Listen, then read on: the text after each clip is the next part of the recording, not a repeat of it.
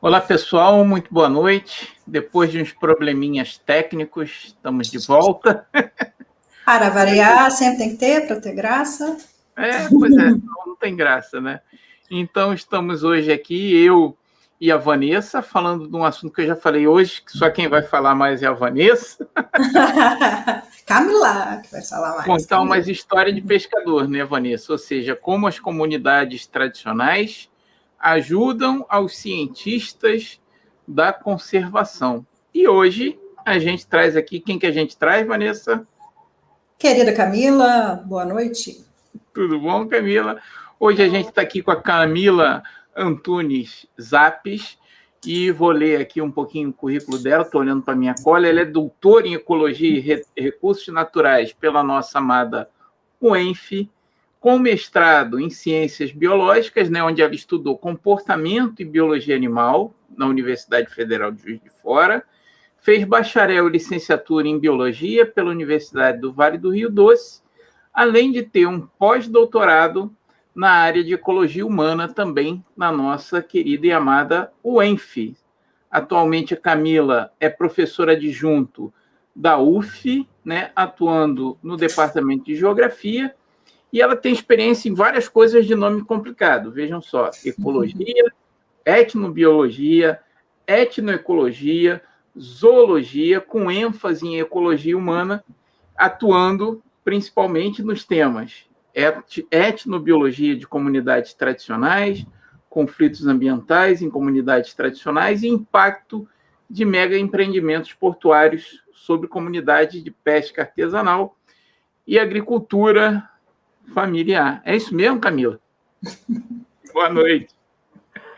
Boa noite, João. Boa noite, Vanessa. Olá, É uma confusão, né? Mas é isso mesmo. E agradeço novamente o convite, poder participar. É sempre bom poder a gente relembrar, né, as nossas raízes de formação, e aí, relembrando a UENF, é muito bom mesmo. Então, agradeço o convite. E foi um convite, agora que eu estava lembrando, Vanessa, já tem um tempo, né, que a gente tenta agendar essa live. Desde 2020 que conversamos a respeito. Verdade. E aí conseguimos, enfim, fazer. Então, agradeço bastante o convite de vocês e espero que hoje a gente possa esclarecer algumas questões aqui, abordar alguns assuntos da ecologia humana. A gente que te agradece, Camila. Mas, Isso aí. Camila, deixa eu te perguntar uma coisa, porque aí você falou de um termo que às vezes não é muito familiar para a maioria das pessoas, né?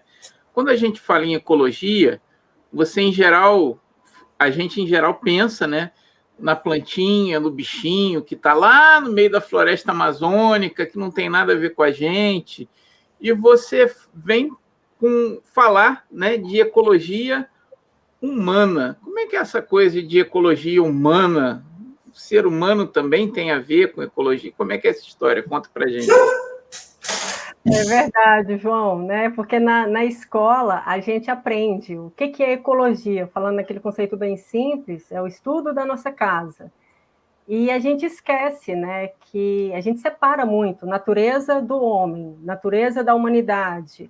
Mas nós somos natureza, nós fazemos parte da natureza, tudo que a gente faz interfere no ambiente e tudo que acontece no ambiente molda quem nós somos hoje, né? Tanto comportamento quanto a parte biológica, e a gente esquece de abordar isso. Então, a ecologia, lembrando aquele conceito bem simples, ela estuda a casa, né, o ecossistema, o ambiente. E a ecologia humana? A ecologia humana, ela tenta abordar, e eu falo tenta porque é bastante complexo, mas ela trabalha essa relação da humanidade com o ambiente. Como que nós interferimos no ambiente? E o ambiente pode ser a nossa casa, a casa física, pode ser o que nós fazemos na nossa rua, no nosso bairro, como que nós trabalhamos no nosso trabalho, as relações dentro do nosso trabalho, desde o lixo da nossa casa até produtos de limpeza que a gente utiliza, desde cosmético, desde a roupa que a gente usa. Então, isso tudo envolve a ecologia humana. E a ecologia humana, praticamente, é dentro da área das ciências humanas. Isso é muito som deu uma baixada. Oi, estão me ouvindo? Agora melhorou. Melhorou. Eu vou segurar o microfone, que eu acho que ele estava batendo na minha roupa aqui. Bom, mas deu para ouvir ou quer que eu repita? Sim, Deu. tá bom. Joia. Ficou baixinho, não sei se ele ficou muito para baixo, não sei. Ah, tá. Bom, então a ecologia humana, como eu estava falando, tradicionalmente ela veio das ciências humanas, mas já tem umas boas décadas que ela é trabalhada de maneira bastante intensa e frequente dentro das ciências biológicas, da biodiversidade, das ciências ambientais. E aqui no Brasil, principalmente, quem atua bastante na área da ecologia humana, que faz bastante ciência nessa área, são os biólogos, são os ecólogos, são oceanógrafos, são pesquisadores que Bioeticistas. trabalham... Sim, verdade. E o pessoal que trabalha com agroecologia, né? Então, falando de uma maneira bem prática, por exemplo, um trabalho de ecologia humana, ele tenta entender, por exemplo, dentro da agricultura familiar, qual que é a relação, como que um agricultor familiar ou uma agricultora familiar, eles interagem com o ambiente. Então, por exemplo, imaginem, para fazer um cultivo de tomate, a gente precisa conhecer o solo, né, como que a água ela anda no solo, ela percola pelo solo, os nutrientes que estão naquele solo. A gente precisa conhecer de clima, quando que vai chover, quando que vai estiar, a seca. Então, isso tudo, quem trabalha na agricultura familiar precisa ficar atento. Então, a ecologia humana, ela trabalha, ela quer saber como que o agricultor familiar ou a agricultura familiar, eles sabem tudo isso. Né? Eles aprenderam aonde? Como que eles aplicam isso? Como que isso interfere na economia? Um outro exemplo. Por exemplo, no Norte Fluminense, a gente trabalha muito com a ecologia humana e a pesca artesanal. Então, qual que é a relação do pescador ou da pescadora artesanal com o ambiente? Né? Como que eles sabem quais as espécies que eles querem pescar, onde eles comercializam isso? E aí a gente pode pensar assim, mas então a ecologia humana só trabalha com comunidade tradicional, já que falamos de agricultor familiar, pescador artesanal. Não, a ecologia humana, por exemplo, ela estuda a relação de pessoas no seu bairro, estuda a relação, por exemplo, do trânsito, a interferência do trânsito no ambiente, a interferência até mesmo de pesquisadores sobre uma comunidade tradicional. Então, a ecologia humana, ela veio tradicionalmente para tentar entender o comportamento do homem em relação ao ecossistema, ao ambiente. E aí, ao longo das décadas, né, vários outros pesquisadores de diversas áreas foram trabalhando a ecologia humana para justamente tentar aprofundar como que é essa nossa relação com o ambiente. Então, são questões que envolvem relação dentro de grupos humanos, de pessoas, relação do ambiente com empresas, por exemplo, a relação impacto de empresas sobre o ambiente, e esse impacto sobre o ambiente inclui também impacto sobre pessoas. Quando a gente pensa, por exemplo, em desastres ambientais, a gente tem que entender se desastre ambiental foi causado por uma empresa, e qual que é a relação disso no ambiente, quando a gente fala ambiente, no solo, na água, numa bacia hidrográfica? Camila, Oi? Se você me permite, talvez a gente esteja vivendo até um exemplo, né, bem macro disso, que é a questão das queimadas na Amazônia, né? Porque eu acho interessante o que você, né, coloca, porque, em geral, o público, em geral, tem aquela visão de que ecologia é algo que não nos afeta. Não, ecologia é aquele pessoal meio bicho-grilo, aquele pessoal, né, ativista que vai lá, não matem os bichinhos, mas isso não interfere em nada na nossa vida.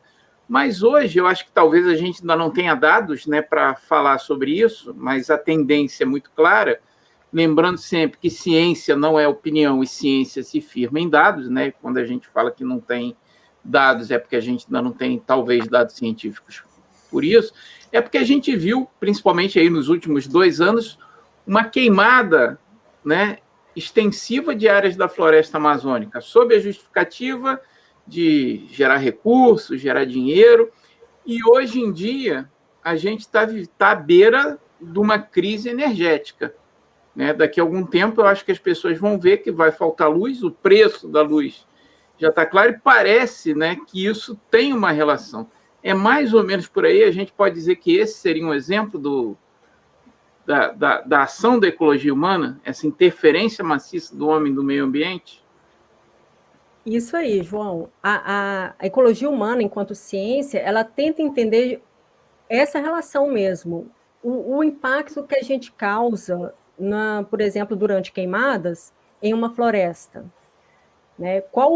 O que isso vai ter de consequência não só para a floresta, não só para a fauna, não só para a flora, mas e para as pessoas?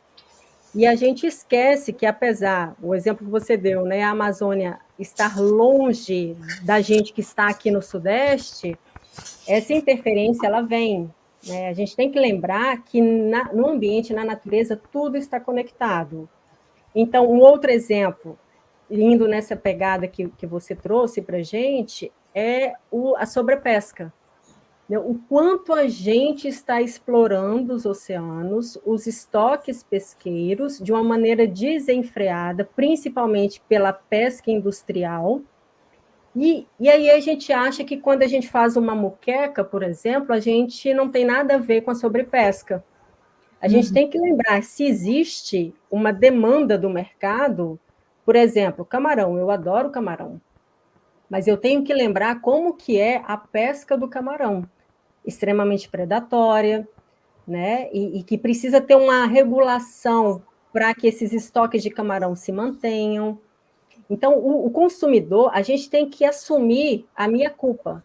Então, a gente tem que lembrar disso, né? Poxa, é só a indústria que polui? Sim, a indústria polui porque tem alguém para consumir aquele produto. Então, Vou dar um exemplo bem direto, aquele pessoal que come caranguejo e que prefere as fêmeas. Não, traz a fêmea para mim, olha, eu gosto tanto da ova do caranguejo. Isso aí, né? E principalmente uma coisa que as pessoas nunca lembram, por exemplo, já que a gente está falando de pesca, né? Quando a gente vai comer o caranguejo, será que ao sentar no restaurante, a gente lembra de perguntar, está no defeso do caranguejo? Né? Perguntar para o garçom ou para a garçonete, vocês estão servindo caranguejo, mas nesse momento, nesse mês, nesse dia, é permitida a cata do caranguejo? Então, a gente precisa lembrar dessa situação, da nossa responsabilidade nisso, né? Enquanto consumidores. Camila, isso é interessante, você chamou atenção, porque eu fiquei pensando, muita gente nem sabe o que é defeso, né? Muita gente toma uma postura como, por exemplo, tubarões. Ah, não, mas o que eu estou consumindo é cação, então não tem problema. Aí a gente esbarra naquela perspectiva da ecologia humana que vocês trabalham muito bem, de estudar a percepção das pessoas a respeito de um determinado tema. O que elas conhecem, o que elas já ouviram falar, se é só uma percepção superficial, ou se há, de fato, um conhecimento sobre aquele tema. Então, a ecologia urbana, quando se fala de rios, igual vocês estavam falando das queimadas, da sobrepesca, mas dos rios urbanos também, que estão aí muitos canalizados, a maioria deles, né, nos grandes centros, alterando toda a dinâmica populacional humana, além dos outros seres vivos, que é isso que a gente tem visto os pesquisadores chamarem muita atenção, a gente separar, a gente ser humano, nos separar do ambiente, né, como se fôssemos à parte, né, nesse processo de exploração, teoricamente, na mente de todos, como se não tivesse fim. Eu posso explorar continuamente, e aí o exemplo da sobrepesca é algo que tem sido bastante estudado por vocês, né, e traz como exemplo isso da ecologia humana para a realidade do público em geral, né. E aí vocês estão desenvolvendo vários trabalhos nessa perspectiva, porque as pessoas não conhecem definições de temas e de palavras como defeso, conhecimento tradicional. O que é o conhecimento tradicional, né? O que é ecologia humana? Já pensa que é só ser humano, não pensa numa integração de um todo, e o quão complexos são esses estudos. Quer dizer, conhecer é fundamental para preservar? Porque quando se fala conhecimento tradicional, o que vem à mente? O que é o conhecimento tradicional? Eu ia te perguntar, né?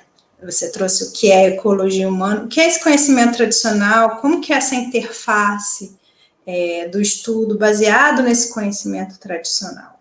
Ih, agora falei muito, hein? Ótima lembrança, Vanessa, ótima lembrança, né? Já que a ecologia humana, ela tenta entender a relação da gente com o ambiente, é preciso que pesquisadores, cientistas que trabalham com ecologia humana, então perguntem para as pessoas, né, o que você conhece do ambiente? Porque, imagina, a gente quer entender a percepção, por exemplo, de uma comunidade pesqueira sobre o cação da região ali. Só que aí a gente precisa perguntar para as pessoas da comunidade pesqueira, você conhece o cação? O que é o cação? Existe cação? E a partir dessas informações é que a gente consegue entender o que o outro conhece sobre o cação, sobre o ambiente ali, né? Então, o que é o conhecimento tradicional? O conhecimento tradicional é aquele saber local que cada comunidade, e não apenas uma comunidade tradicional, mas que cada comunidade tem. É o famoso conhecimento da vovó sobre o chá, né? As receitas caseiras.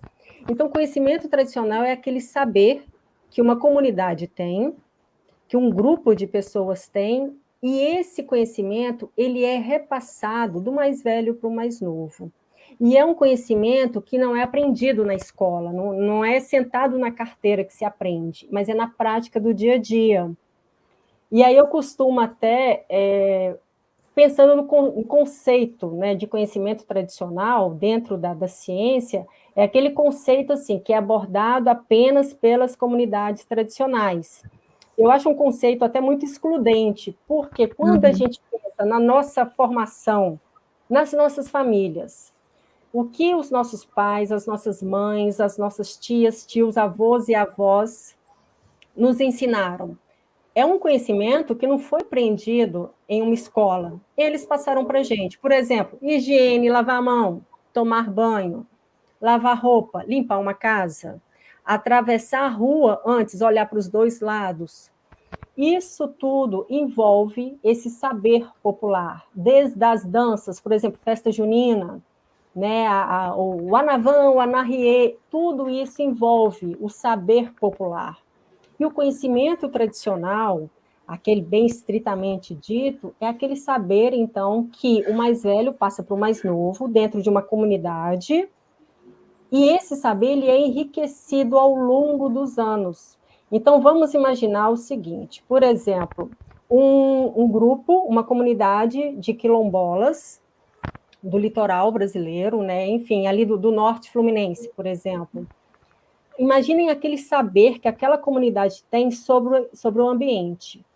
Mas o que é esse saber? É o saber, por exemplo, o ciclo das águas, quando que chove mais, quando que chove menos, a seca e as cheias. E é importante saber disso, porque se eu vou plantar, eu preciso observar o ambiente. É preciso saber o que é um bicho bom e um bicho ruim. A gente sempre aprendeu isso, esse sistema de classificação. Quando a gente é pequeno, a mãe e o pai sempre falam, aranha, não encosta, porque a gente não sabe se vai dar uma alergia, né? Por exemplo, cobra, às vezes a cobra pica, é venenosa, não é? Como é isso? A abelha. Então, na humanidade, a história da humanidade, ela sempre teve isso, a classificação, a gente sempre teve conhecimento tradicional, a gente sempre precisou saber o que é bom e o que é ruim no ambiente. Isso garantiu a nossa sobrevivência. Camila, e esse conhecimento... Oi?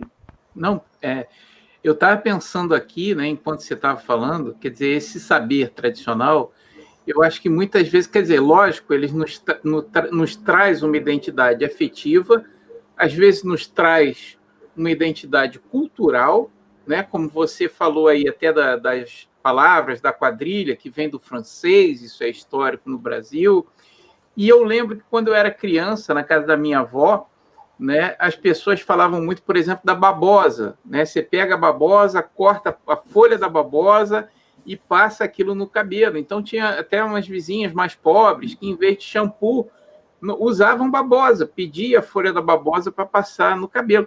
E aí me ocorreu, né? Esse conhecimento, além da identidade cultural, além da identidade afetiva, de certa forma, acho que também pode ter até um certo valor econômico, não? Isso mesmo, João. E aí a gente entra numa questão bastante problemática, né? Então, assim, a gente falou de ecologia humana, o que que é, o conhecimento tradicional, que ele é ali da comunidade e vai sendo passado do mais velho para o mais novo, e a cada geração esse conhecimento é enriquecido, e aí vem a grande questão.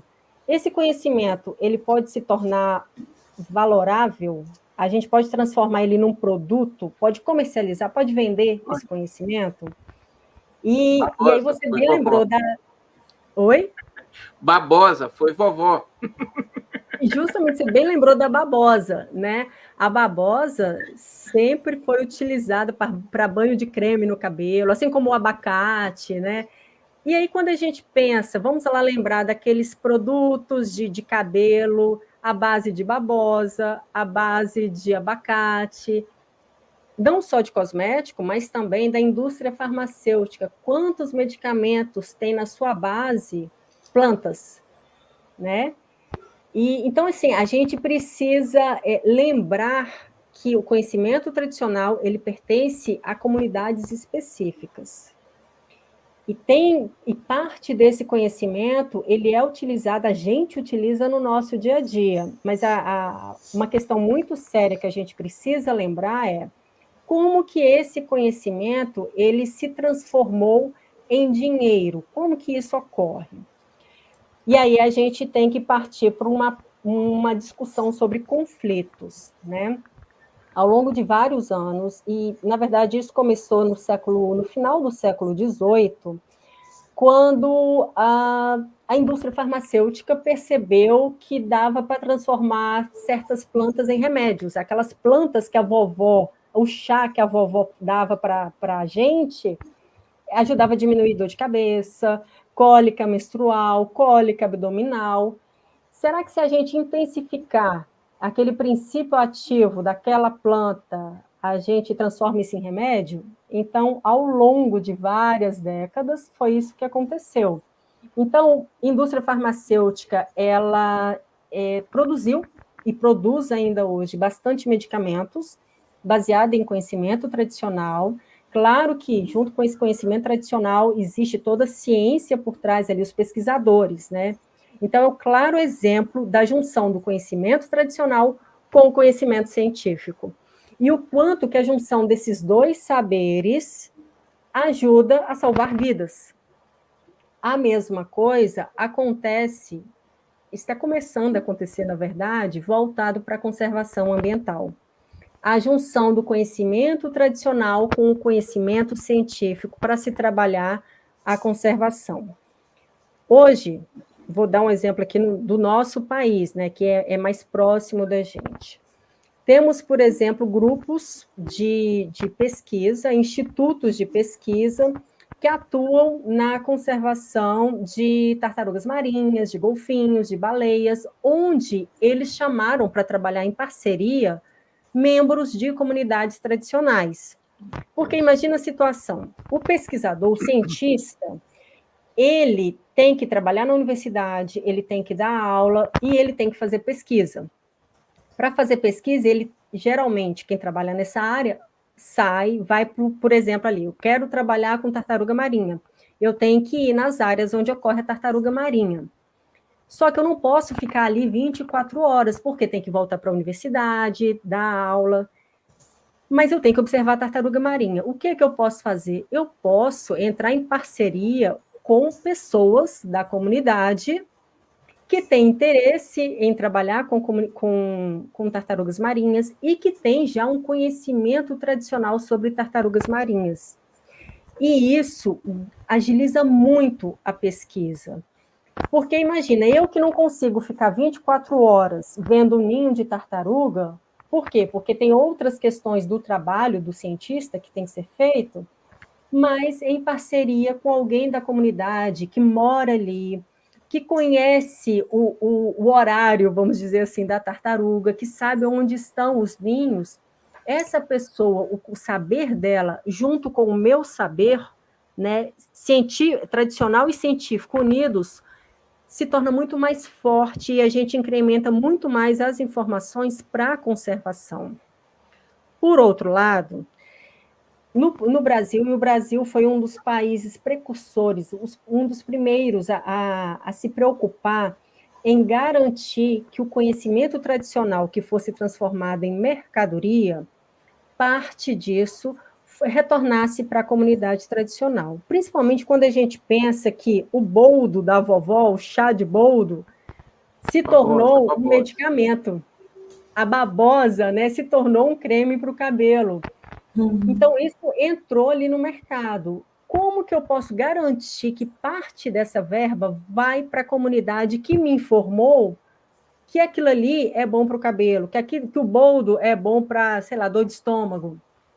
Então, o Brasil, em 2001, define uma medida provisória que começa a discutir a importância de se garantir, registrar o conhecimento tradicional de comunidades, porque a gente precisa lembrar que cada comunidade também tem um conhecimento específico. Porque o conhecimento tradicional é cultura, né, como você bem lembrou, e a cultura ela é diversa e ela pode ser específica de comunidades. Então, temos várias etnias indígenas. Então, imagina cada etnia com uma informação super interessante sobre plantas medicinais. Então, como que eu posso garantir que, se aquela planta se transformar num medicamento e for comercializada, como garantir que aquela etnia indígena receba parte disso? O retorno disso, né? Camila, você me chama a atenção para algo que eu acho que é muito interessante, né? Porque nessa abordagem da ecologia humana, a gente vê, né, que a utilização, não vou nem chamar exploração para a gente não confundir com a outra, a utilização do meio ambiente vê o ser humano como integrado a esse meio ambiente. Quer dizer, você fala em preservar, utilizar, de repente, comercialmente um conhecimento, um recurso natural, uma planta, né, ou alguma coisa assim do gênero, mas em preservar aquela comunidade junto, né? Me corrija se eu estiver errado, porque a gente vê, né, por exemplo, na Amazônia, a gente já teve a Maíra, que teve aqui, falou de experiências agroecológicas em comunidades lá da floresta, que a pessoa vai lá, né, e utiliza aquelas pessoas que já vivem tradicionalmente naquele lugar,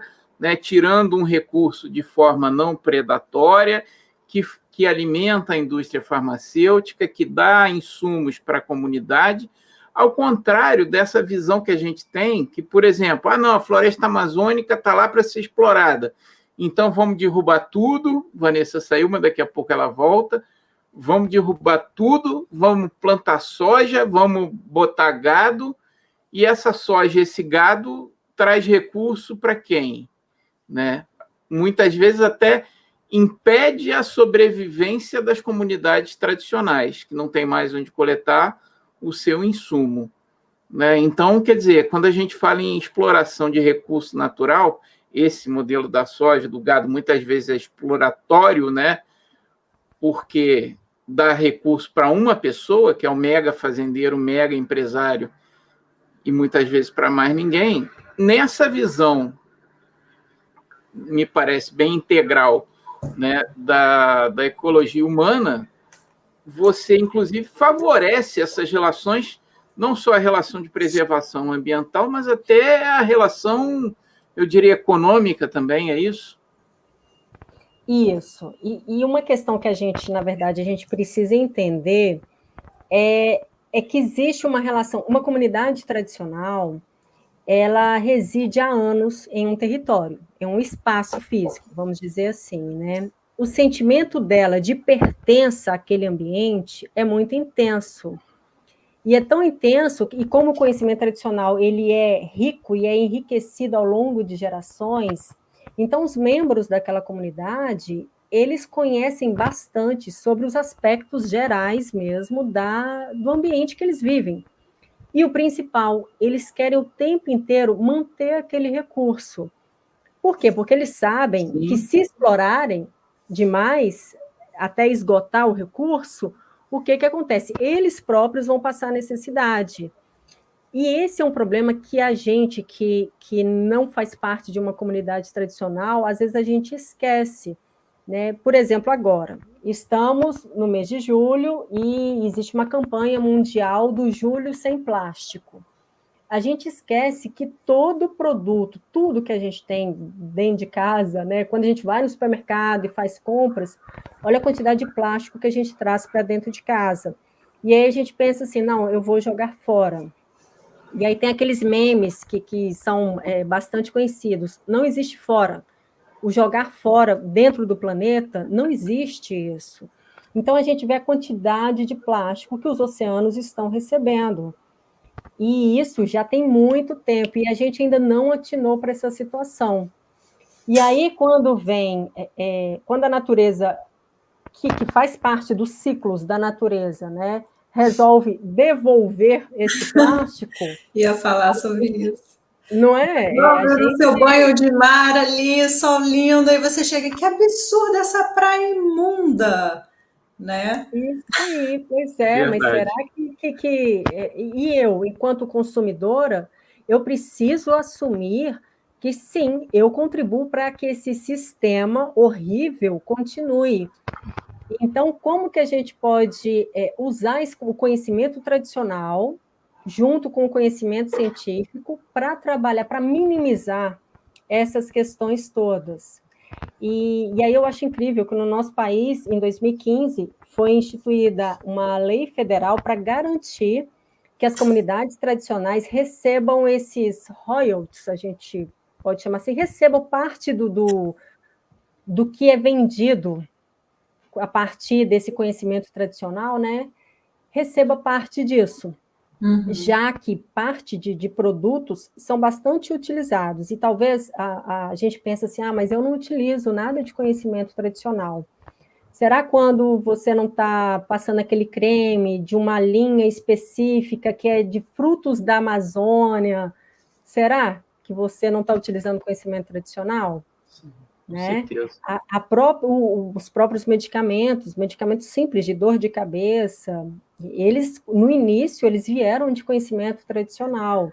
Então, a gente precisa lembrar que, primeiro, já que cada comunidade tem o seu conhecimento tradicional específico, vamos lembrar quantas comunidades tradicionais nós temos no nosso país. Uma conta bem simples. Só no Rio de Janeiro temos comunidades de agricultores familiares, comunidades de pescadores artesanais, comunidades de quilombolas. E isso que eu estou lembrando aqui. Agora, quando a gente esparrama pelo país, né, as comunidades indígenas, e as várias etnias, as comunidades de rendeiras do Nordeste, de vaqueiros, né, os jangadeiros do Nordeste, isso que eu estou lembrando, assim, bem vago. Então, olha a riqueza cultural que nós temos no nosso país, que nós utilizamos, parte desse conhecimento a gente consome e a gente nem atina para essa situação. Então, é importante a gente destacar que no nosso país nós temos uma legislação federal específica para garantir que o que for vendido a partir do conhecimento tradicional retorne para as comunidades. A pergunta é, será que retorna mesmo? Mas isso aí é uma questão para uma outra live. Ô, Camila, e você me recorda até um trabalho que eu fiz um trabalho fotográfico, né, porque eu me arrisco como fotógrafo também, não foi o trabalho exatamente científico, com os muxuangos. Você já ouviu falar dos muxuangos? Pois é, aquelas comunidades de pescadores, a gente, né, fotografou várias coisas interessantes, né? Esse termo foi criado, aí, utilizado pelo Alberto Lamego, um pesquisador também antigo aqui da região, Mas, enfim, né, nessas comunidades você vê várias coisas interessantes, né? Eu vi lá, por exemplo, as pessoas usando aroeira, casca de aroeira fervida para tingir as redes, né? Que antigamente eram aquelas redes de fibra vegetal, e para escurecer a fibra vegetal usavam isso. Né? A gente tem também as comunidades locais de pescadores que usam artesanato de esteiras, de taboa, né? Acho que é outro, a esteira, chinelo, outra coisa aqui bem típica da região. E eu vi também que você fez um trabalho, né, sobre algo que teve um impacto muito grande nessas comunidades, tanto de pescadores quanto de agricultores da região, que foi essa construção desse megaporto do Açu, que eu acho que teve um impacto grande em várias questões, né? Questões ambientais, questões culturais mesmo, né? Questões econômicas. Você podia falar um pouquinho disso? Como é que foi esse impacto nessas comunidades? Com certeza. Esses trabalhos a gente fez, começou com o meu primeiro pós-doutorado, em 2011, onde a gente trabalhou a percepção de pescadores artesanais sobre, do Norte Fluminense ali, né, sobre a construção do superporto do Açu, e aí depois a gente continuou com a pesquisa do meu aluno, o Pablo Oliveira, que é da UF, da Universidade Federal Fluminense, da Geografia, onde a gente tentou entender a percepção das comunidades pesqueiras sobre o complexo do Farol Barra do Furado, no Norte Fluminense, e na verdade, são tantos conflitos envolvendo o Norte Fluminense, né, a costa do Brasil, são tantos conflitos. A minha aluna, Raquel, ela trabalhou também, ela fazendo mestrado em Geografia na UF, de Campos, ela trabalhou a percepção das comunidades de agricultores familiares do Norte Fluminense. Será que esse superporto salinizou o solo que esses agricultores atuam ali, né? Consomem, produzem? Então, resumindo, os conflitos socioambientais de mega empreendimentos, eles são intensos, eles são devastadores, e aí eles não são apenas sobre o solo, sobre o ar, poluição, mas eles envolvem até as questões de relação mesmo. A gente sabe que portos, eles trazem uma degradação ambiental física, uma degradação ambiental social bastante grande, com aquela desculpa de que vai gerar emprego. Pois é. Geralmente... eu ia até te falar que essa é uma questão que é sempre a justificativa. Não vai desenvolver a comunidade, vai dar muito dinheiro, vai trazer muito emprego, mas quando a gente vê na realidade, né, o que acontece? Parece que, mais uma vez, o dinheiro vem principalmente para o empresário. Aquele cara que morava ali, muitas vezes, não recebe nada ou muito pouco, né? O meio de vida dele é destruído, muitas vezes. O trabalho não é para ele, porque ele não tem qualificação. É mais ou menos esse panorama. Quer dizer, será que essa pílula dourada não tem um ouro mesmo, é só uma tinta? É isso aí, né? E em todo o planeta, mega empreendimentos, e aí não só portos, mas, por exemplo, empresas mineradoras, né, que causam impacto, até mesmo construção civil, essas grandes construtoras, isso tudo traz um impacto muito grande, e uma questão que a gente nunca discute. A sociedade, a gente, é que fica com o ônus. O bônus só fica para um pequeno grupo, e às vezes o pequeno grupo não mora nem no local, não, porque ele sabe que vai impactar o local, então o que ele faz? Ele pica a mula, né? O famoso pica a mula, mora em outro país. Então, o ônus sempre fica com a comunidade. E aí vem o ônus do boom, por exemplo, da especulação imobiliária, e isso aconteceu muito no Norte Fluminense, com a chegada do superporto e com o complexo do Farol Barra do Furado. Né? Virou um caos, né? Um caos. Virou um caos. Então, assim, uma degradação séria. Justamente, o espaço, um aluguel que era um valor, de repente, fica 10 vezes o valor. E a comunidade, ela não tem condições mais de morar naquele ambiente. Desde transporte público, vira um caos, porque não há um planejamento. Porque o ônus sempre sobra para a sociedade, sempre sobra para a comunidade.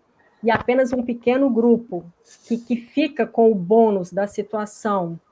Então, quando a gente pensa na construção de mega empreendimentos, em tudo e quanto é lugar do planeta, a desculpa que é apresentada a justificativa que é apresentada para a comunidade é que vai gerar emprego.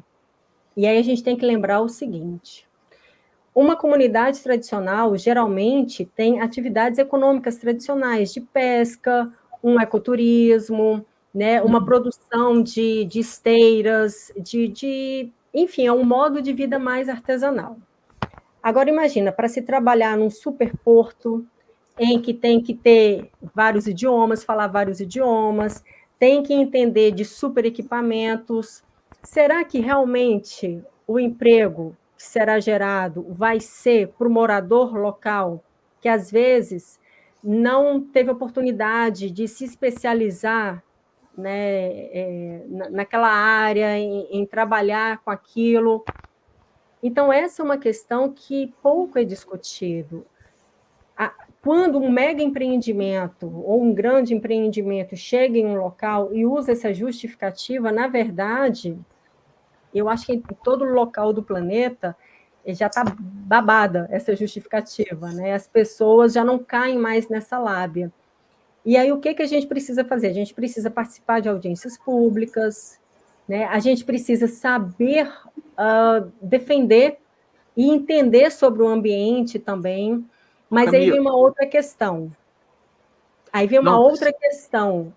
Numa sociedade de baixa escolaridade, numa população como o nosso país, que tem baixa escolaridade, será que a gente sabe participar de uma audiência pública? Será que a gente sabe que o impacto ambiental vai ficar para a gente, não vai ficar para aquele grupo de empresários? Então, a gente precisa discutir isso. E a ecologia humana ela vem tentando abordar estas questões, mas também não vem só para mostrar o lado ruim, vem para mostrar como que a gente pode trabalhar, por exemplo, a gestão participativa, o comanejo. E o que é isso? O que é gestão participativa? Um exemplo. A gente estava falando da sobrepesca, né? Por exemplo, camarões. Como que a gente pode trabalhar em parceria com comunidades pesqueiras para se manter a pesca de camarão, mas que ela também seja uma pesca sustentável, a ponto de não destruir o estoque de camarão, né? Então, a gente, enquanto consumidor, a gente precisa entender como que funciona a cadeia produtiva. Eu conheço várias pessoas, né, que falam assim, mas a agricultura familiar não tem nada a ver comigo. E aí a gente precisa lembrar para essas pessoas, o alface, o tomate que você compra num grande supermercado, não foi o grande supermercado que produziu, foi o pequeno produtor. Hoje, 70% do almoço do brasileiro vem do agricultor familiar. 70%. E a maioria não sabe disso, né? Não faz a mínima ideia. Por quê? Porque eu vou num grande supermercado e eu compro tudo dentro do plástico. Quem produziu aquilo foi um agricultor familiar. E um agricultor. Por isso que é importante a gente entender e ensinar nas escolas o que é cadeia produtiva, né? De onde vem aquele ovo que eu estou comendo, aquele legume, aquela fruta que eu estou comendo. E a gente precisa trabalhar isso, e a gente que eu falo, nós cientistas, nós que estamos na universidade, a gente precisa sair dos muros universitários e ir conversar com os professores da educação básica. Por quê? Porque eles que estão na linha de frente ali da pancada da educação básica, eles que estão falando com as crianças, né? Então, é muito importante a parte extensionista de uma universidade. O que é a parte extensionista? É justamente aquela parte em que os professores, os pesquisadores de uma universidade, eles saem da universidade e vão apresentar ciência, vão falar de ciência para a sociedade. né? E temos vários grupos no Brasil hoje, cada vez mais intensificando. Vocês fazem extensão. Isso que a gente está fazendo aqui agora é extensão, né? É falar para a sociedade, para o público em geral, o que é ciência, o que é um agricultor familiar, o que é um conhecimento tradicional, o que é pesca artesanal. Eu tenho a ver com isso, né? Poxa, eu moro na beira da praia e aí eu consumo meu peixe ali todo dia. Eu faço parte da cadeia produtiva da pesca. Então, é muito importante, já que a gente fala de ecologia humana aqui, é importante a gente entender que a ecologia humana ela precisa trabalhar também com a sociedade, né? O conhecimento da sociedade é que vai dar a base para que nós, ecólogos humanos, consigamos trabalhar a conservação. E aí, quando a gente pensa no título, né? O título é Isso é História de Pescador? Como trabalhar, como usar esse conhecimento tradicional para a conservação? Como que eu posso, eu, enquanto cientista, eu posso trabalhar em parceria com uma comunidade tradicional, trabalhando em parceria, não é pegando aquele conhecimento tradicional e explorando ele, não. É justamente na parceria, comunidade tradicional, o conhecimento tradicional com o conhecimento científico, e como que a gente pode juntar isso tudo. A gente pode juntar isso tudo, primeiro, perguntando para o ator local, para as pessoas da comunidade, o que você conhece sobre o ambiente? E, a partir disso, juntar essas informações, e depois, o que a gente faz com isso? A gente pode apresentar isso para a gestão pública. O que é a gestão pública? Por exemplo, um aluno meu, ele defendeu agora o mestrado num programa de pós-graduação em Oceanografia Ambiental, o Lázaro Alves. O Lázaro, ele começou fazendo um trabalho lindíssimo. O que os pescadores sabem de meteorologia? E aí, que legal. Para que eu, cientista, quero saber o que o pescador sabe sobre meteorologia? Porque eu já recebo informações do jornal, que já me dá ali, ou então aplicativo, que já me passa informações sobre meteorologia. Agora, vamos pensar na seguinte situação. Um pescador artesanal, para sair para o mar todos os dias, em uma embarcação com pouca infraestrutura, ele tem que ter muita certeza de que o tempo está bom. Porque senão, o que acontece? Ele morre no mar. Se ele der bobeira, ele morre no mar. Então, é óbvio que aquele sujeito, ele tem que saber muito bem se aquelas nuvens que estão vindo são nuvens de tempestade. Um agricultor familiar, ele tem que saber muito bem o período bom para plantar, porque senão ele passa fome, ele não consegue vender, né? Então, o trabalho do Lázaro, ele vem com essa questão, a etnoclimatologia, a percepção de comunidades tradicionais sobre o clima, percepção de comunidades tradicionais sobre o tempo, né? E aí vem a grande questão que o Lázaro fez para as comunidades, que ele levantou no trabalho dele. Será que você, pescador artesanal, entende as informações de meteorologia que os órgãos oficiais do Brasil de meteorologia fornecem? E sabe o que o pescador falou? Não, eu não entendo. É aquele monte de gráfico. Eu tenho que entrar num site, eu tenho que clicar um monte de aba lá. Não. E aí o que o pescador usa? Ele usa o conhecimento tradicional dele. Então, o que a gente fez? O que meu aluno, Lázaro, ele fez nesse trabalho? Ele pegou o conhecimento, foi uma parceria, o conhecimento tradicional do pescador sobre meteorologia, junto com o conhecimento científico, e entendeu que órgãos oficiais de meteorologia precisam facilitar a linguagem para que o público entenda que vai chover, que vai cair uma tempestade, ou não, que vai vir uma seca, né? Então, é muito importante que a gestão pública e os órgãos oficiais que divulgam a meteorologia no Brasil é público. É muito importante que eles entendam que a informação que eles estão dando no site super oficial, super elaborado deles, não está subutilizada. Justamente. E aí, a mesma coisa, somos nós cientistas. O conhecimento tradicional, o conhecimento científico publicado em artigos, chega até quem realmente precisa?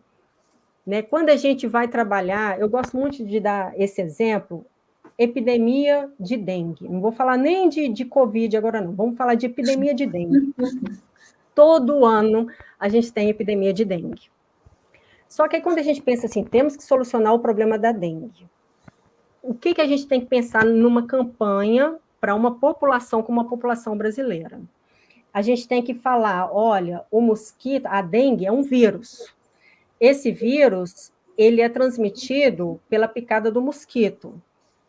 Então, aqui a gente já falou o quê? Biologia. Beleza. Esse mosquito reproduz em água parada. Biologia. Certo? Só que aí a água parada, às vezes, está no lote vago, está no lixo que a gente joga na rua.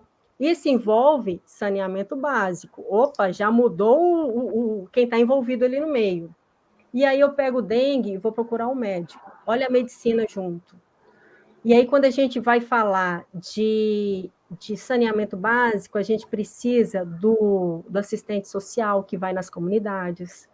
A gente precisa do gestor público da Secretaria de Meio Ambiente do município. Olha quantos pesquisadores, quantos profissionais envolvidos para trabalhar um único problema, epidemia de dengue. Então, a ecologia humana, ela é isso, ela é interdisciplinar, porque se ela quer entender a relação da gente, da humanidade com o ambiente, ela precisa ser interdisciplinar, porque a humanidade... E aí a gente chega numa questão crucial, né? Como é que a gente ensina isso? Como é que a gente ensina isso para o pescador, para o filho do pescador?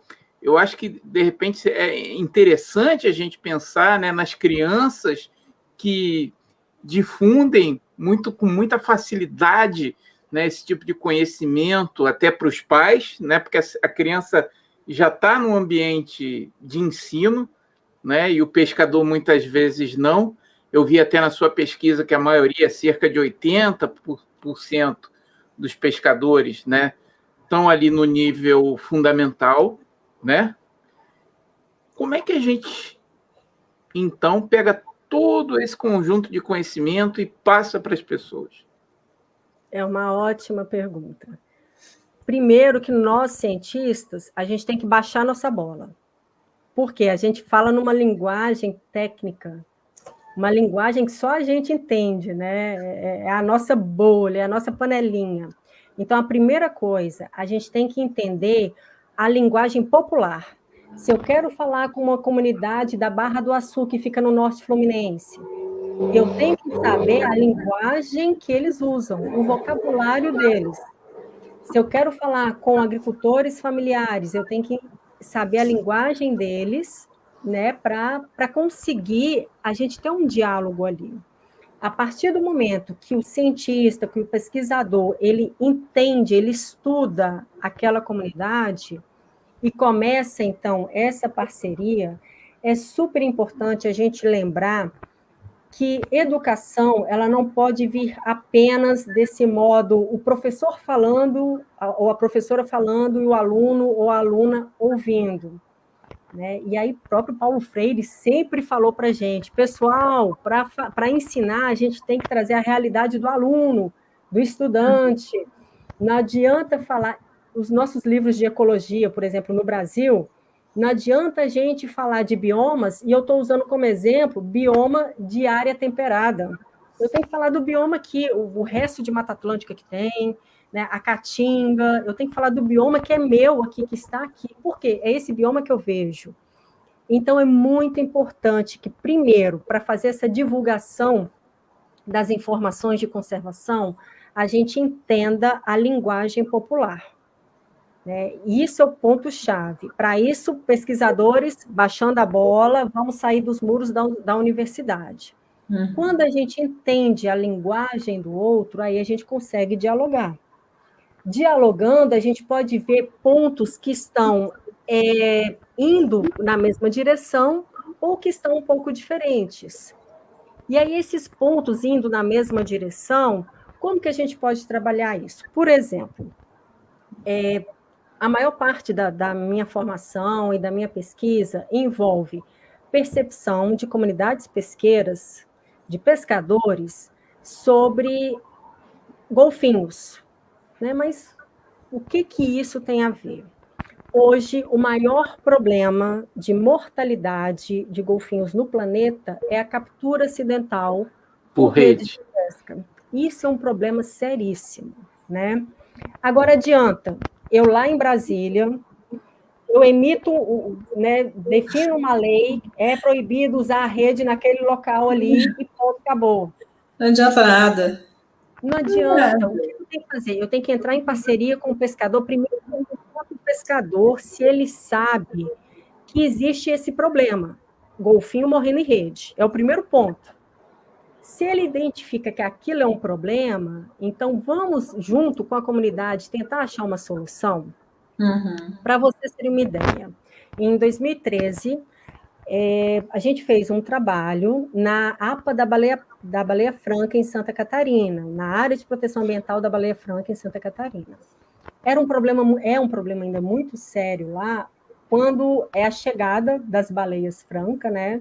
Hoje, das baleias jubarte, também é um problema muito grande, porque essas espécies vêm migrando lá da Antártica até chegar na nossa costa. E aí, quando chega aqui, o que tem aqui? Redes. Mas e aí? Eu vou virar para o pescador e falar, não, tira sua rede daí, porque a baleia tem que passar. É muito fácil eu, na minha casa, no meu ar-condicionado, falar isso. Mas como que eu posso, junto com a comunidade, pensar numa solução? Porque a partir do momento que eu trago a comunidade para ser coadjuvante, para ser partícipe daquele problema, a comunidade vai entender, poxa, eu me sinto participante dessa situação. É só a gente ver por que existe depredação de lixeira em cidade. Primeiro, lixeira só é colocada em bairro nobre. Por que não todos os bairros? Segundo, a gente não se sente pertencente e participante da decisão responsável aonde tem que colocar a lixeira. Quer ver? Mutirão para construção de casa. É um negócio que dá super certo. E aí a gente não vê pichação no bairro que teve mutirão, a gente não vê depredação das casas. Por quê? Porque as pessoas se sentem participantes daquele processo. Então, uma coisa que nós cientistas nós temos que fazer, nós temos que ser o elo de ligação entre sociedade e gestão pública. Por quê? Porque nós temos a obrigação, sim, de falar com a sociedade e de falar com a gestão pública. Então, se eu quero trabalhar o problema da captura acidental de golfinhos na costa do Brasil, eu tenho que chamar comunidade pesqueira e gestão pública. Olha só, a gente precisa achar uma solução para isso aqui. Vamos todos trabalharmos juntos.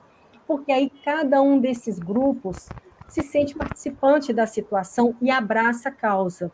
Tem vários exemplos no mundo inteiro de quando tem essa junção bacana, o processo para conservação ele é acelerado, ele é muito rápido. Então, a gente precisa trabalhar isso. E uma questão que o João trouxe, né? Trabalhar a educação infantil. As crianças são muito mais abertas a tipo de informação, a informação da conservação, a informação do ambiente. Mas uma coisa que a gente precisa lembrar é o seguinte: daqui quantos anos uma criança vota? Será que uma criança vota?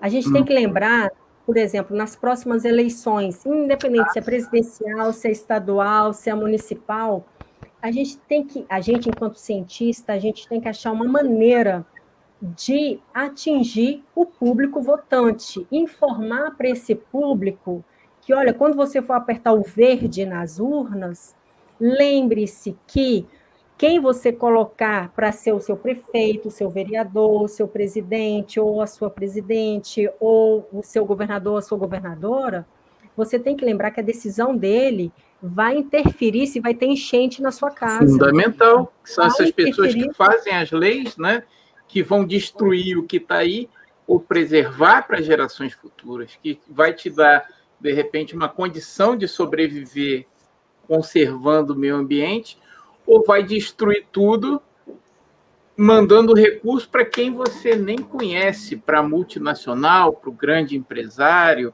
né? Não que, lógico, que a multinacional, que o grande empresário seja o seu inimigo, mas as coisas têm que ser feitas de uma forma ética e científica, né, Camila? Justamente. É por isso que é muito importante que o cientista ele entenda que é importante ele falar com o público. Até porque parte da verba para pesquisa vem do dinheiro público, vem do contribuinte, vem das pessoas que pagam os impostos. Não vem, por exemplo, de empresas que recebem isenção de imposto, né? Então, é muito importante que nós, pesquisadores, cientistas, a gente entenda que a gente precisa falar com o público, porque senão o público, quando receber aquela fake news no WhatsApp, ele vai acreditar na fake news, né? Ele tem e não que percebe que aquela fake news destrói muitas vezes o meio ambiente, o seu trabalho, sua saúde, como se aquilo fosse algo menor, mas não é. E tem um poder destrutivo incrível, né? E influencia, inclusive, né? Se a gente vê termos de cadeia produtiva como um todo, os preços de absolutamente tudo. Da luz elétrica, né, aos alimentos, né? Vestuário, transporte, ou seja, está tudo interligado, né, Camila? É um link necessário de se fazer essa interface que você falou do poder público, das comunidades, da sociedade em si, da ciência sair dos muros. Vocês falando, eu lembrei da situação no Rio de Janeiro, na cidade do Rio de Janeiro, da água, com aquele odor e aquele cheiro e coloração fortíssima, e em uma das entrevistas, não lembro quem, do poder público, já providenciamos o carvão ativado. 2, 3 dias, pode beber essa água, mesmo com esse cheiro forte, com essa coloração, que tá tudo bem. Aí eu, uau, né? Falta muita coisa aí para se esclarecer, para se trabalhar em todas as esferas, em todas as faixas etárias, né? Vocês têm desenvolvido vários trabalhos com as crianças, com adolescentes, com comunidade tradicional de diversas idades, os idosos também, porque você tem uma base, um pilar em diversas comunidades que ainda respeitam os mais velhos, a sabedoria, a idade, e ouvem esses transmissores de informação, né, digamos assim, que essas pessoas mais velhas, nas suas lideranças indígenas, quilombolas, têm a voz mais forte, mais respeitada, por enquanto, espero que isso permaneça e que haja um fortalecimento disso com essas parcerias, esses estudos. Então, quer dizer, você tem um pilar aí muito negativo de se trabalhar, de conflitos, digamos, de problemas, mas também tem essas opções de possibilidades de soluções, de interlocuções, de investimento também, né? Porque quando a gente fala de ciência, de chegar até as pessoas, também é necessário um investimento de tempo, de pessoa, não só um investimento financeiro. E essas pessoas dessas comunidades também precisam de investimentos financeiros, de ter esse retorno. Você falou sobre a lei, até a Deise falou ali nos comentários que foi impressionada que existe a lei, quer dizer, existem muitas leis, mas a gente ainda não sabe se isso vai se fazer valer nos próximos anos, né? Porque até hoje as coisas ainda estão, digamos, nebulosas. O que você acha disso, assim, dessa faixa final, assim, de a minha intervenção na arqueologia humana, nessa interface com as comunidades, o conhecimento tradicional, o que de positivo se fazendo, consegue se fazer daqui para frente? Você tem uma visão mais otimista, uma visão mais reservada a respeito disso para o país? O que você acha? Sua experiência. Então, aí eu caí na bobeira e foi me dando um desespero agora, porque na hora que eu cliquei nos comentários, que eu fui ver os comentários do pessoal, assim, ai meu Deus, olha a responsabilidade. Não, a gente destaca aqui no final. Né? A gente destaca aqui no final dos comentários para você olha ver, isso. Se comunicar. Olha daqui a pouquinho a gente vai para eles. Olha o pânico da quantidade de gente falando. Para você ver o quanto é importante essa questão. É muito bom ver a balbúrdia e saber que tem pessoas interessadas no assunto. Eu acho que um ponto muito importante que Vanessa bem lembrou aí, eu estou suando mesmo, tá? Estou me dando um treco aqui agora. Eu não devia, eu fui olhar para o negócio desse comentário.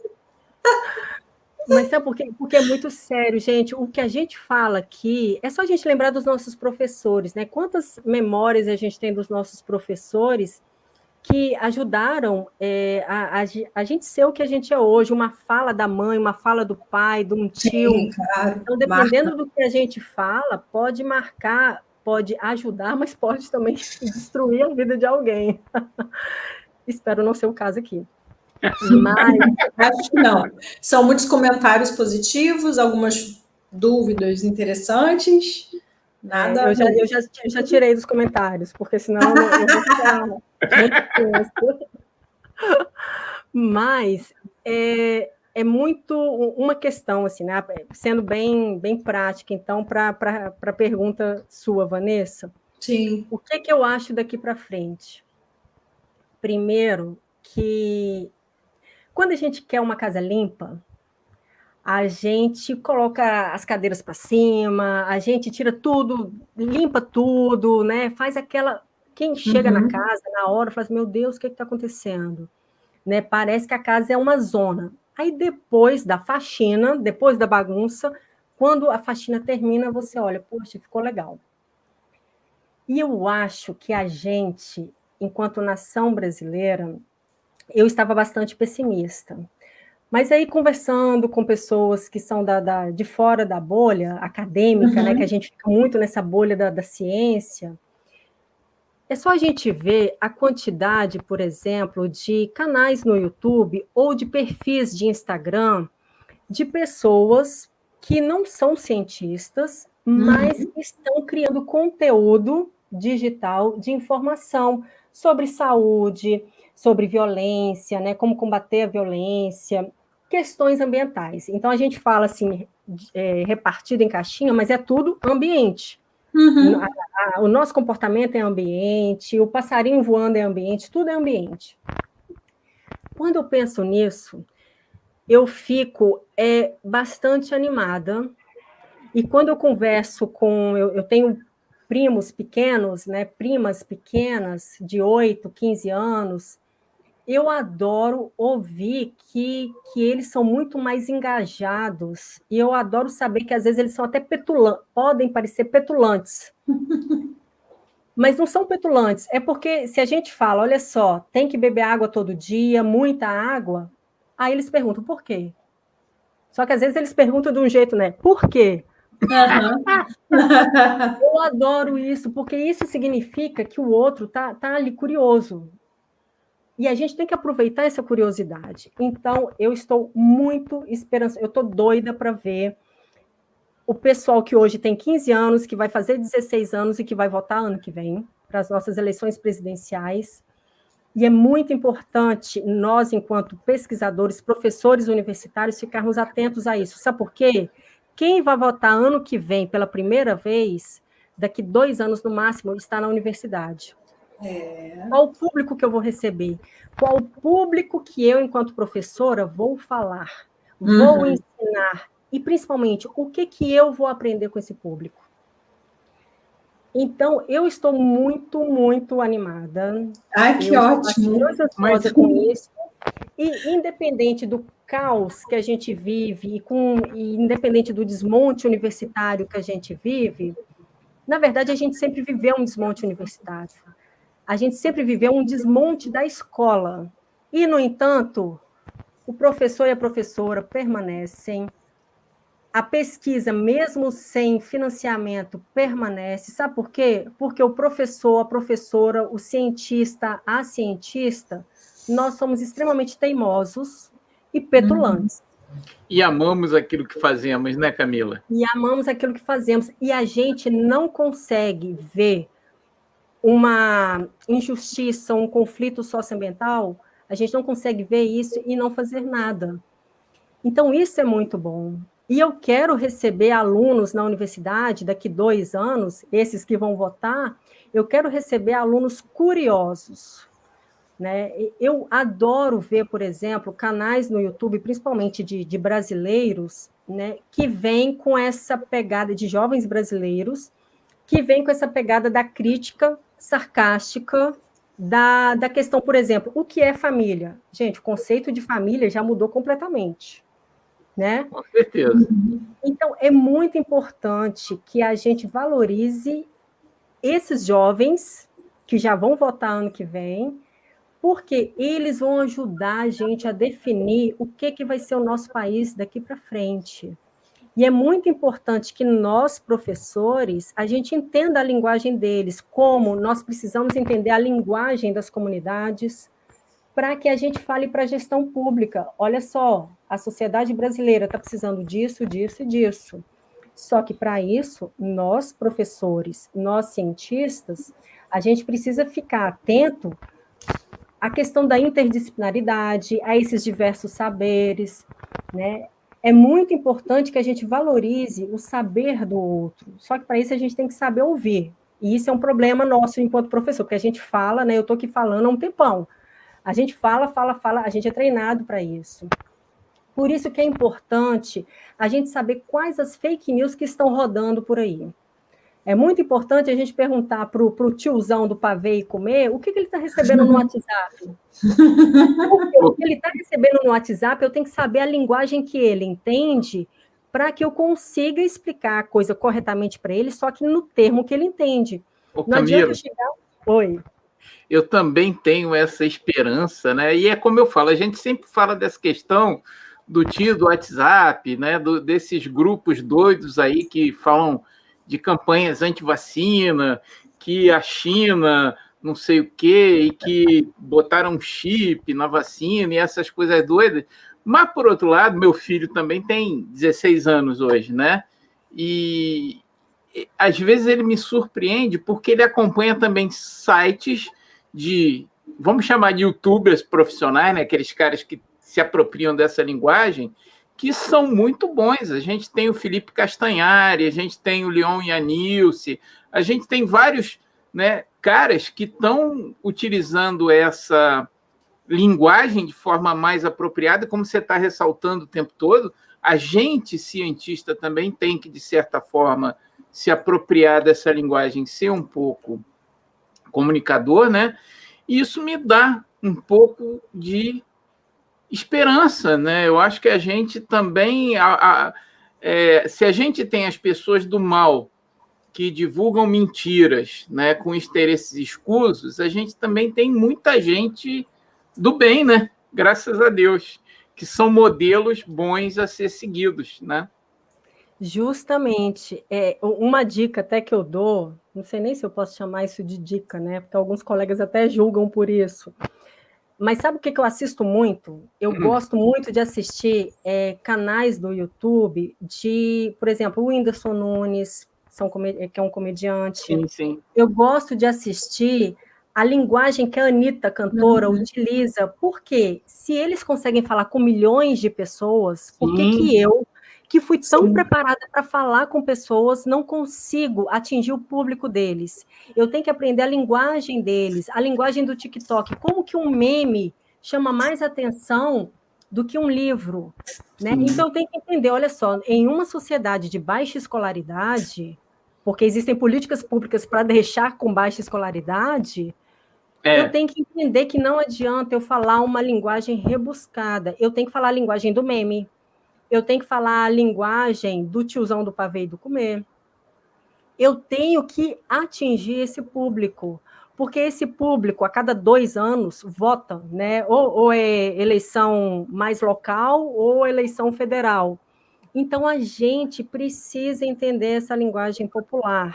Claro que isso dá uma fadiga danada, porque aí é só a gente lembrar, né? Os jantares em família, Natal, a fadiga que dá o gatilho. Eu tenho certeza Ele já que brigou com metade da família por causa dessas questões, né?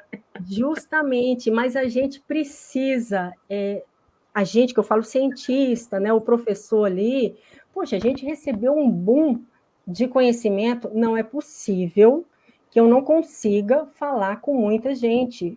Eu tenho que baixar a minha bola, entender a linguagem do outro, né? Eu tenho que saber fazer memes, eu tenho que saber, hoje, para vocês terem uma ideia, no nosso grupo de pesquisa, o Grupo Ecologia Humana, até, pessoal, sigam-nos nas redes sociais. Tô igual os youtubers, né? Nós temos um canal do YouTube, nós temos o site, nós temos o Instagram de Ecologia Humana, onde a regra agora do grupo é um grupo de cientistas, só que tem servidores públicos da gestão pública, temos professores, temos alunos, não importa. A regra é, fez a pesquisa, defendeu a sua monografia, defendeu a sua dissertação, seu mestrado, seu doutorado, beleza. Vai transformar em artigo científico, joia. Já estamos falando com pesquisadores, artigo científico.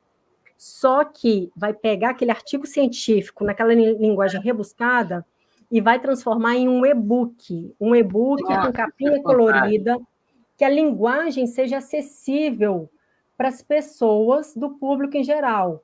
E ainda tentando aprofundar e alcançar ainda mais o público em geral, vai pegar aquele e-book e vai transformar em uma animação de 1 minuto, 1 minuto e meio, com uma linguagem mais infantil, para que a gente consiga abraçar o maior número de pessoas possível. Porque a gente tem que lembrar que quem tem doutorado hoje no nosso país é menos de 2% da população brasileira.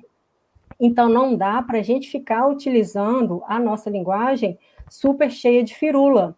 É uma linguagem necessária dentro da academia, para fazer ciência, para fazer a metodologia, para fazer o negócio andar. Mas na hora de falar para o público o resultado, por que é importante a gente saber a época que é proibida a captura do caranguejo, do camarão? Adianta eu ficar falando, como a Vanessa bem lembrou, o defeso do camarão, ou o defeso do crustáceo decápoda? Não. Eu preciso, olha só, nesse período é proibido... Decápoda é ótimo. Não é? Nesse período é proibido pescar o camarão. Então, por quê? Não dá para... Então, a gente precisa facilitar essa linguagem. Camila, e deixa eu te perguntar, e esse material todo que você falou, porque a gente tem muita gente aqui que é professor, que está acompanhando a gente, esse material está disponível para o público em geral? Os vídeos, os e-books, é gratuito, paga? Como é que eu consigo? Como é que é essa história? Fala para a gente. Adoro, João, marketing, isso mesmo. Vou colocar na descrição do vídeo no YouTube, fica tranquilo. Ai, por favor. Os canais do Grupo Ecologia Humana, quem quiser já pode procurar. Isso, é ecologiahumana.info, né, o site www.ecologiahumana.info. Lá nós temos todo esse material é gratuito. Ó, que maravilha. A gente coloca os e-books, cartilhas, joguinhos sobre conservação. Então, o professor, ele pode baixar aquilo lá, ele pode fazer joguinho online pelo site mesmo, ou ele pode imprimir e mandar para os alunos. Tem desde de quebra-cabeça tátil com tecido, até jogo da velha. Temos as animações. As animações é para ser transmitida via WhatsApp. Então, são animações curtas. Para competir com o tiozão do pavê. Para competir, isso aí, justamente. E agora a gente está numa vibe que é extremamente difícil, que é fazer meme. Gente, a gente tem que tirar o chapéu para essa garotada que sabe fazer meme.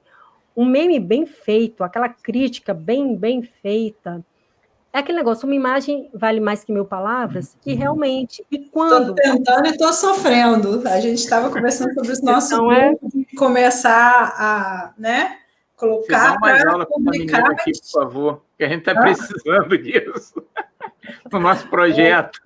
Gente, o negócio é partir para esses grandes comunicadores da sociedade brasileira. Sim. Ver mesmo as redes sociais, os canais de YouTube dessa moçada aí. Porque eles fazem uma linguagem fantástica, desde efeitos especiais no negócio, né?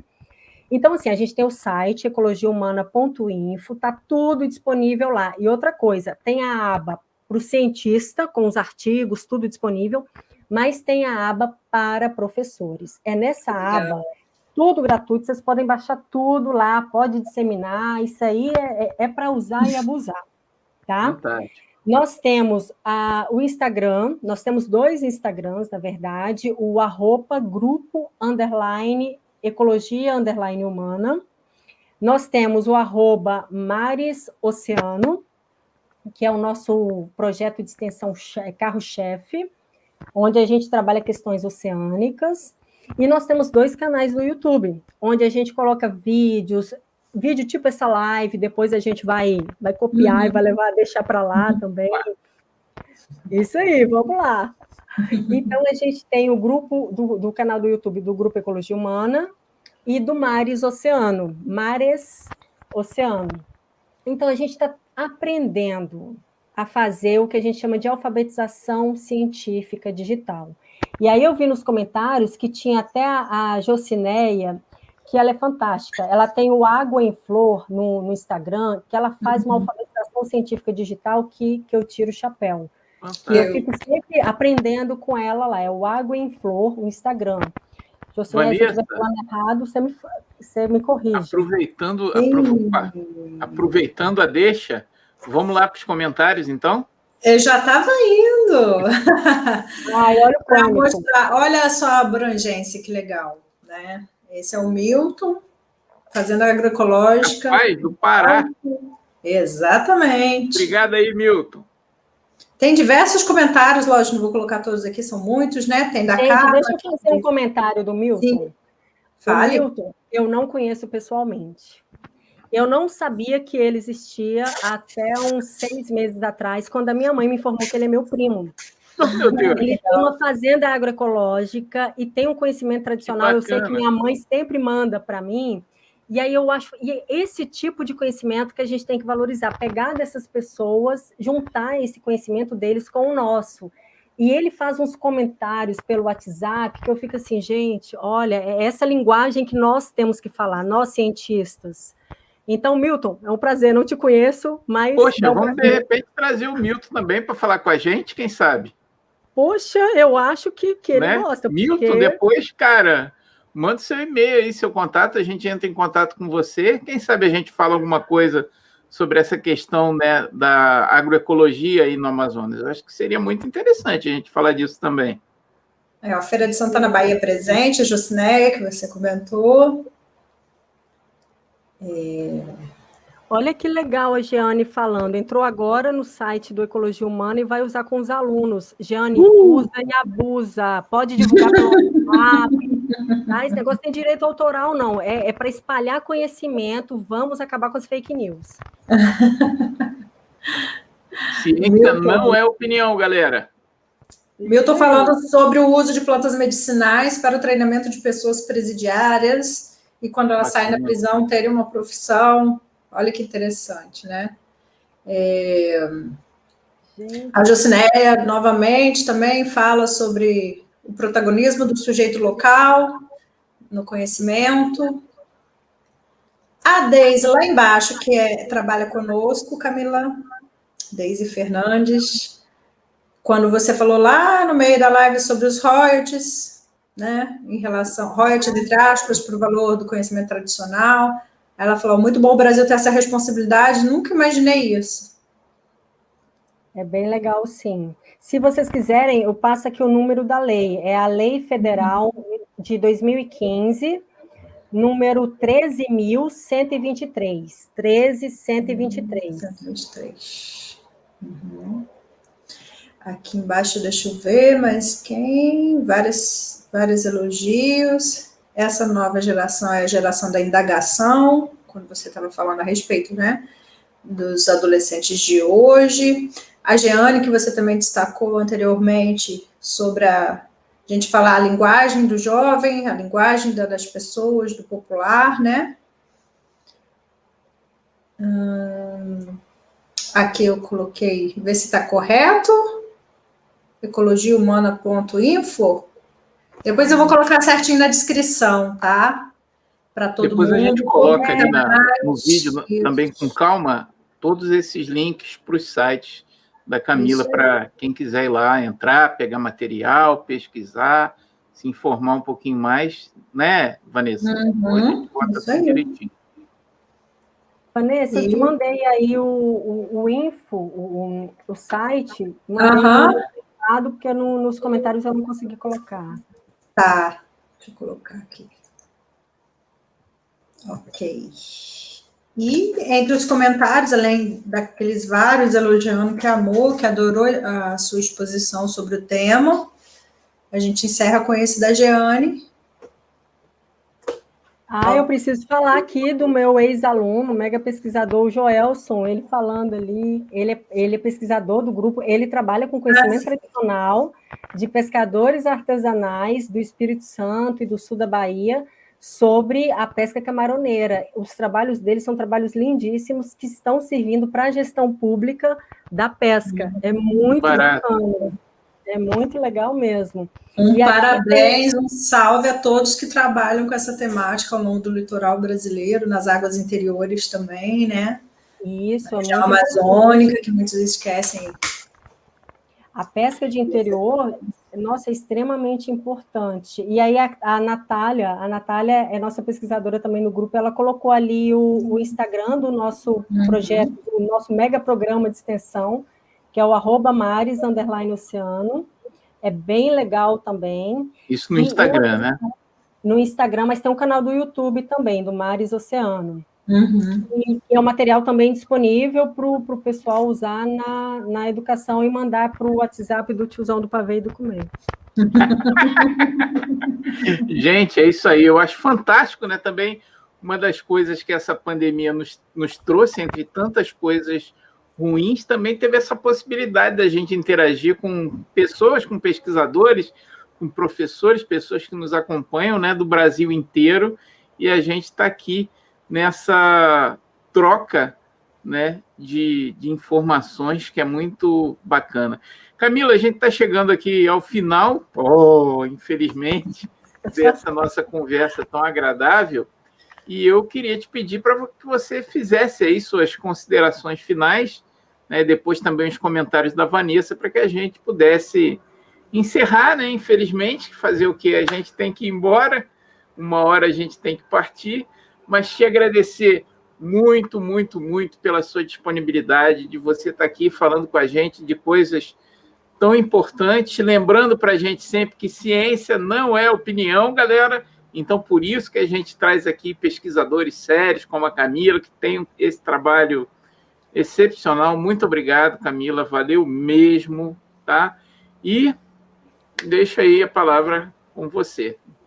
Poxa, eu que agradeço, João, eu agradeço demais, Vanessa, o trabalho de vocês é lindo, e a gente sabe o quanto é bacana, mas é desgastante, né, toda semana, então, assim, as pessoas precisam saber que isso aqui que vocês fazem é um trabalho sério e é frequente, a gente sabe que é o tempo inteiro.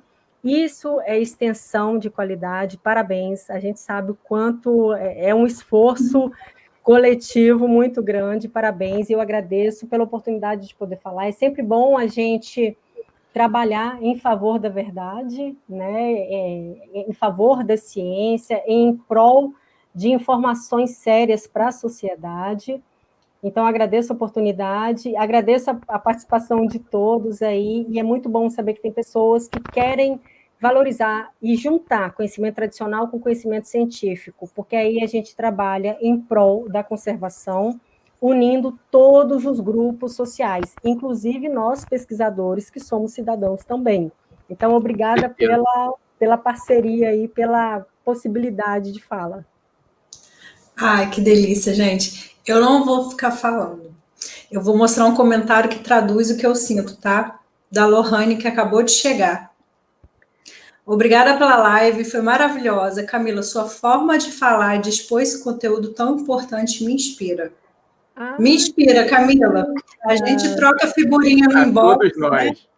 A gente troca, a gente conversa, a gente desabafa as dificuldades, as limitações, as ideias. Às vezes eu peço uma opinião para a Camila de alguma coisa, porque a gente trabalha na extensão, né, em diferentes locais. E é muito prazeroso trazer outras pessoas que sirvam de inspiração para que mais e mais pessoas tenham gás para, no popular, se trabalhar com isso com diferentes comunidades e, enfim, ao longo de todo o país. É muito estimulante ver pessoas de vários estados aqui, isso começa a nos dar um gás a mais. Obrigada, João, pela oportunidade.